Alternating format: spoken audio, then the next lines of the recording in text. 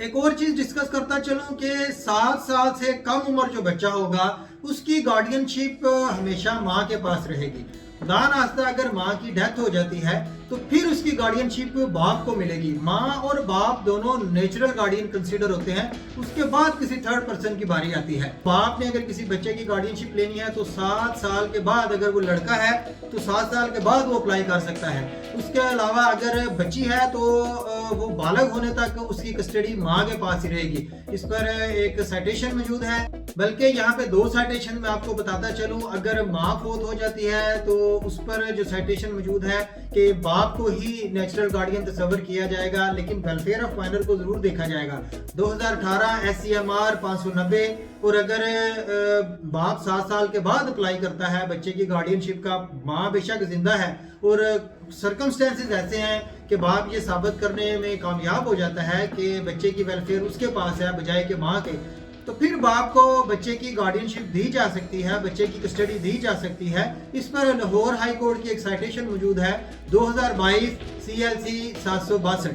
जहां पर एक केस आपसे डिस्कस करता चलूं, एक साइटेशन है 2022 PLD 32। इसमें बच्चों की हजानत या बच्चों की जो कस्टडी है वो नाना नानी को दे दी गई। इसमें सिनेरियो कुछ ऐसा था कि माँ की डेथ हो चुकी थी और उसकी जो मौत का इल्जाम था वो दादा दादी पर था कि इन्होंने जलाकर माँ को मार डाला है। ऐसे में कोर्ट ने जब बच्चे से सवाल जवाब किए तो बच्चे की भी जो अटैचमेंट है वो नाना नानी की तरफ देखी गई। उसके अलावा जो इल्जामात थे वो दादा दादी उस फैमिली पर थे।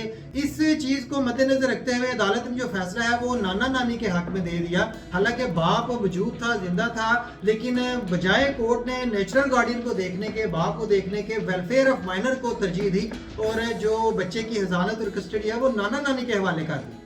लिहाजा इस चीज से ये चीज सामने आती है कि सबसे पहले कोर्ट ने वेलफेयर ऑफ माइनर को देखना होता है, उसके बाद करैक्टर को भी देखना होता है और थर्ड नंबर पर उसने देखना होता है कि जो गार्डियनशिप अप्लाई कर रहा है आया वो नेचुरल गार्डियन है या उसका क्या रिश्ता है बच्चे के साथ। इसके अलावा बच्चों की हजानत के बारे में बाप के हक में जो फैसला हुआ 2017 MLD 309, इसमें भी 7 साल से ऊपर के जो बच्चे थे उनको बाप के हवाले कर दिया और माँ को विजिटेशन राइट दिए गए।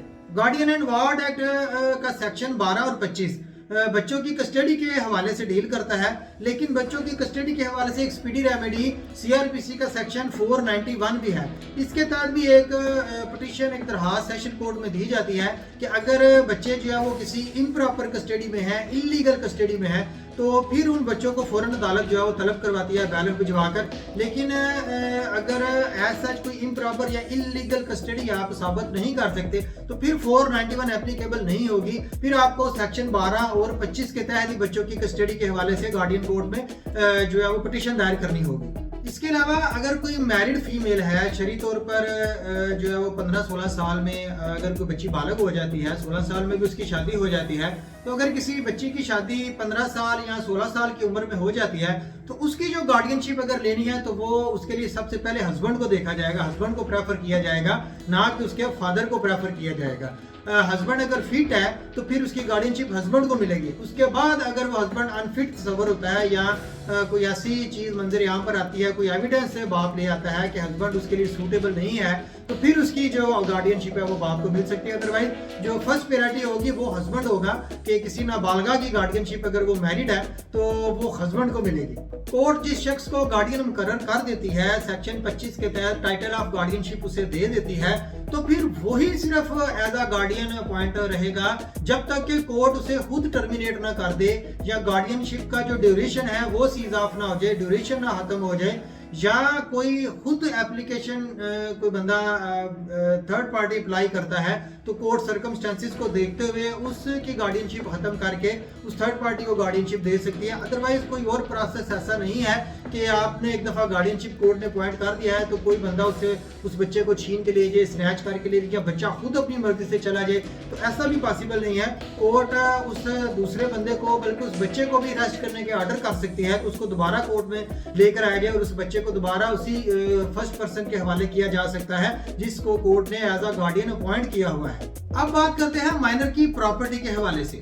अगर माइनर की एक प्रॉपर्टी है या एक से ज्यादा प्रॉपर्टी है और वो डिफरेंट जगहों पर लोकेट करती है तो ऐसे में गार्डियनशिप उन प्रॉपर्टीज की किसे मिलेगी और किस तरह मिलेगी। उसके अलावा एक से ज़्यादा गार्डियन जो है वो उस प्रॉपर्टी के पॉइंट हो सकते हैं या नहीं? तो बिल्कुल हो सकते हैं। अगर तो आपने ज़ात की हद तक गार्डियनशिप लेनी है तो फिर तो उसके लिए सिर्फ एक ही गार्डियन एक वक्त में अपॉइंट होगा। लेकिन अगर किसी माइनर की प्रॉपर्टी डिफरेंट जगह पर लोकेट करती हैं और उनके लिए डिफरेंट पर्सन जो है वो अप्लाई करते हैं गार्डियनशिप के लिए, तो उन सब को जो है वो गार्डियनशिप मिल सकती है। अगर 4 प्रॉपर्टीज़ हैं A B C D और उसके लिए जो है वो 4 पर्सन ही अप्लाई करते हैं, तो वो हर पर्सन को नंबर 1 को एक प्रॉपर्टी, 2 को दूसरी, तीसरे को तीसरी, इस तरह हर एक को अलग अलग गार्डियनशिप उस प्रॉपर्टी की दी जा सकती है, या फिर किसी एक ही बंदे को उन सारी प्रॉपर्टीज का गार्डियन मुकर्रर कर सकती है। अगर कोई प्रॉपर्टी आप सेल करना चाहते हैं जो नाबालिग की प्रॉपर्टी है, उसको सेल आउट करना ज़रूरी है समझते हैं, तो उसके लिए भी आपको बेशक आपने जो है वो एक गार्डियनशिप हासिल कर रखी है उसके लिए भी, लेकिन आपने कोर्ट से पहले परमिशन लेनी है और आपने बताना है ये माइनर की वेलफेयर के लिए बेहतरीन है, इस प्रॉपर्टी को सेल करना है। और फिर आपने ये भी बताना है कि उस प्रॉपर्टी से जो कलेक्शन होगी, जो रिकवरी होगी, जो एरियर्स कलेक्ट होंगे,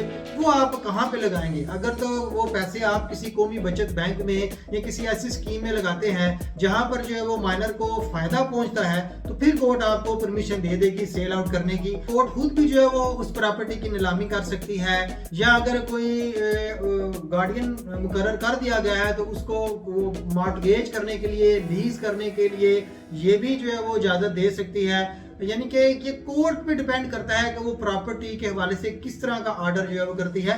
लेकिन आपने जो भी प्रॉपर्टी के हवाले से, माइनर की प्रॉपर्टी के हवाले से एक्शन लेना है, वो कोर्ट की परमिशन के बगैर नहीं आप कर सकते। अगर कोई पर्सन माइनर की प्रॉपर्टी को सेल आउट कर देता है without the permission of the court, तो वो जो सेल डीड है वो वाइडेबल होगी, उसकी कोई अहमियत नहीं होगी।